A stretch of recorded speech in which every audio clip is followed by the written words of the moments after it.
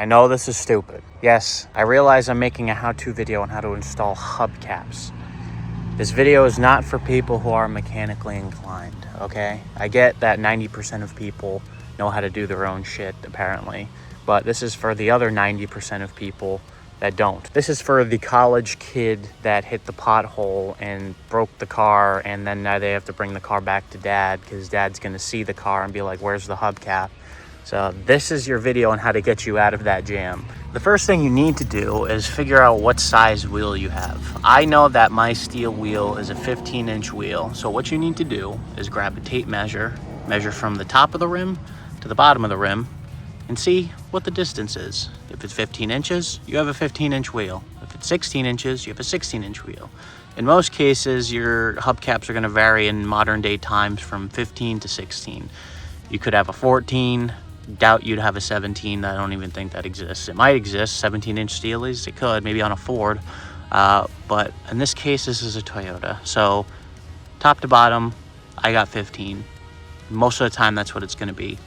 You need to check for yourself. You could also look it up on your car, make sure your car has the same wheels from the factory and they're not aftermarket, or they're not steelies from another car that have the same bolt pattern, but they're a different diameter. So when you look it up, the size is wrong.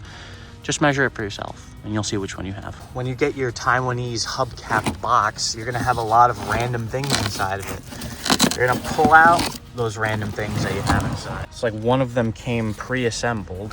Put them to the side, don't scratch them, obviously. The main thing I want to show you is these rings right here. People get these rings wrong all the time for some reason. They're just rings, and they're not that hard. I'll show you the one that's halfway pre-assembled for some reason. Looks like someone put that on. So see the ring? See this ring right here? The ring goes all inside the groove of the hubcap, and the divot goes where the divot is, because that's where your tire stem goes.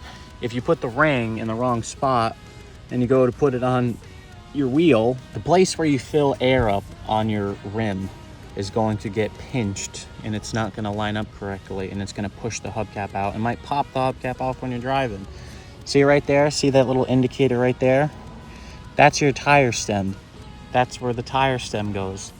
See the part of the steel ring that has the divot? That's where the tire stem goes. So that's where you need to put the steel ring with that divot right there. So I'll show you how to put it on. You take your steel ring. I'm gonna mount this camera right here. You take your hubcap, you take your steel ring, you line up the divot with the tire stem, and the divot has to be face down, not facing up. So you need to face it like that. So face it like that. Put it where the tire stem goes. And then just go ahead and line it up with the little indents to where the ring sits in. And just push the ring in until it sits, and make sure it's all lined up. Just like that. See?